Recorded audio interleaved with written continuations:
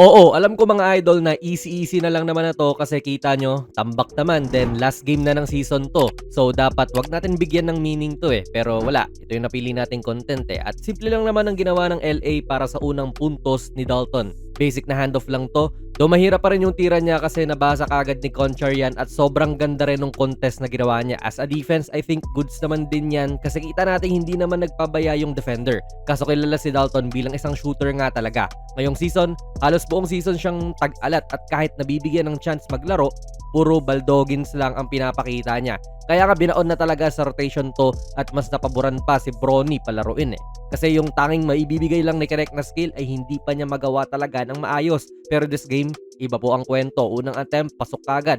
Kaya ang kailangan din talaga nito ni DK ay kumpiyansa or confidence. And sa laro ng basketball, confidence is everything din talaga, eh. Nung na-trade din kasi to papuntang Charlotte tapos biglang inurong yung trade, tila nawala yung kumpiyansa niyang maglaro. Na kahit sa Summer League team ng Lakers ay hindi siya makapag-dominate. Dito, since easy-easy nga lang sila ay naging maganda ang laro niya talaga. Nakababa yung kamay ng defender dahil hindi rin ito ina-expect na titira kagad siya. Maaga pa sa shot clock at usually ay ipapasa niya yan sa iba, eh. Pero good recognition nga yan na pwede nang itira to kasi nakababa ang kamay, though bawal yan gawin pag dikitan yung laro.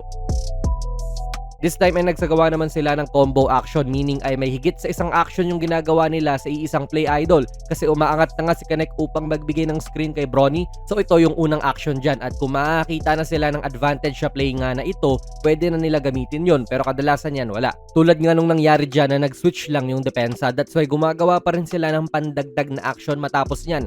At ito naman yung flare screen ni Drew Timmy. Ayan, kita nyo idol, para dito kay DK.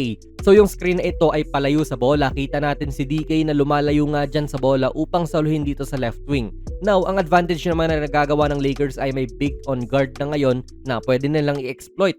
Pwede kumatake si DK dito actually or pwedeng tumira din. Base na lang sa sirkumstansya. And malayo-layo ng onte si Chibway dyan sa kanya, kaya rin pinukul niya to. Ganda pa ng lampas niya dito kay Adu. And again, idol, nakagawa kaagad ang LA ng advantage dito kasi napatapat si Chibway na naman dito sa kanya. Kita nga natin yung mga mapanin lang na taktika ni DK kasi tumitingin siya sa ibang direksyon at mukhang pinapakita niya na naghahanap siya ng kakampi. Kaya rin napa-easy-easy tong bantay niya at hindi iniisip na titira siya. Solid din to na off the dribble pa as compared sa mga tira niya kanina na puro catch and shoot. Dito talaga nakikita mo na kumpiyansa na rin talaga siya. Pang-apat na tres din, eh. Ito naman po ay ATO or after timeout na play at si DK po ulit yung bida sa play ni Coach JJ. Magsisimula yan sa screen na naman niya at para kay Nick Smith naman to. Then susundan niya ng screen naman ni Thero. So iisipin ng depensa ngayon na pwedeng umatake si Nick Smith dito dahil sa mga screens or pwedeng itong si Thero ay mag-cut hard din papasok. And para maiwasan yung ganong buta sa ilalim, heto po si Chibway upang mag-abang dyan. Ang nakagawa nga lang nito idol sa depensa, iniiwanan niya yung big niya sa labas at dito na ipinasa ni Smith yan kay Tini. Sabay mabilis ang handoff naman kay DK para sa corner na tres. Kita natin na dinedepensahan na ng husto ni Chibway yan kasi kanina pa niya to ginagawang asintahan, eh. Pero tuhat na nga lang din siya. Ganda ng play na ginawa ni Coach JJ. Medyo may pag-athletic din po ito si DK. Maybe siya ang pinaka may bounce sa mga puti nitong LA idol. Kita naman natin pero besides nga sa shooting niya, masasabi ko na wala naman na siyang masyadong mo-offer sa team talaga. Hindi naman sa pagiging basher or ano. Kasi kita naman natin buong season yan binabangkulang ni Coach JJ. Puro garbage time lang pinapasok. Kasi nga, yung kaisa-isang skill na magagamit sana niya ay hindi niya talaga magawa ng maayos. Kaya nga mas babad pa sila Ravia na walang shooting pero iba naman din yung sipag at depensa. That's why okay din na nagkaroon siya ng ganitong laro entering sa playoffs idol upang bigyan siya ng confidence. Pero ako, I doubt na ibababad pa ni Coach JJ to kasi mas napapaboran pa nga si Bronny kesa sa kanya, eh. Kahit na injured pa si Luka pati AR, hindi pa rin siya pinapasok ng babad.